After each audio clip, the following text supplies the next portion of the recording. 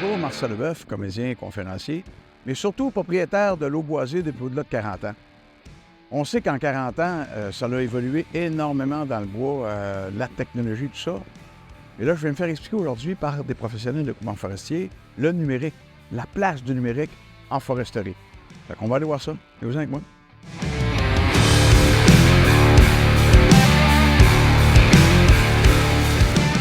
Pour une association provinciale comme Groupement Forestier Québec, un projet de transformation numérique comme l'OTN, c'est sûr que l'objectif premier, c'est d'augmenter l'efficacité et la productivité des membres, dans le fond, des entreprises des groupements forestiers. Mais c'est également aussi de permettre une standardisation des processus puis une mise à niveau de tout le monde en termes de numérique.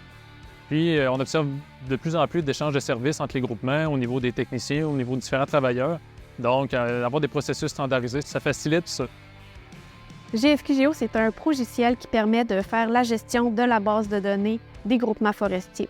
Donc, on va faire la gestion de l'actionnariat, on va faire la planification des travaux, on va créer les plans d'aménagement, les prescriptions et les rapports dans un seul et même logiciel.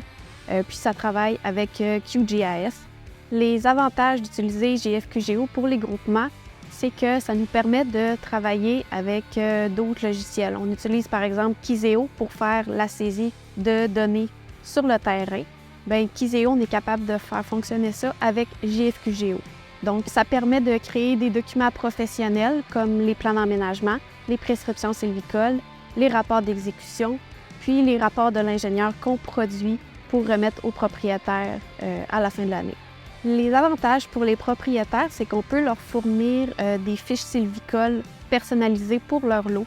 On peut leur donner aussi des fiches fauniques s'ils veulent faire un aménagement en fonction de la faune. Puis, on peut leur fournir aussi des cartes géoréférencées, comme ça, ils peuvent se promener sur leur lot boisé avec une carte qui leur dit en temps réel, ils se trouvent où sur leur propriété. Actuellement, au niveau de la planification, du suivi, puis aussi de la conformité des travaux, l'outil qu'on utilise le plus, c'est vraiment le drone, parce que ça nous permet de couvrir une grande superficie en très peu de temps. Puis la création d'orthophotos à la suite des survols aériens avec le drone nous permet d'aller chercher des informations avec une vitesse qu'on n'aurait pas sur le terrain. L'utilisation des drones en forêt privée, ça permet une couverture exhaustive des peuplements ou surtout des travaux qui ont été exécutés.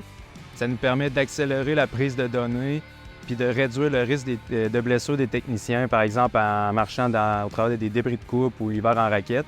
C'est évident que le drone il permet un meilleur suivi des chantiers parce qu'avec un simple survol, c'est facile de voir s'il y a des oublis de cassettes, des oublis de bois. On peut aller voir l'état des chemins sans même s'y déplacer.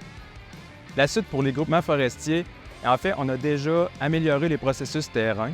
On les a accélérés, optimisés.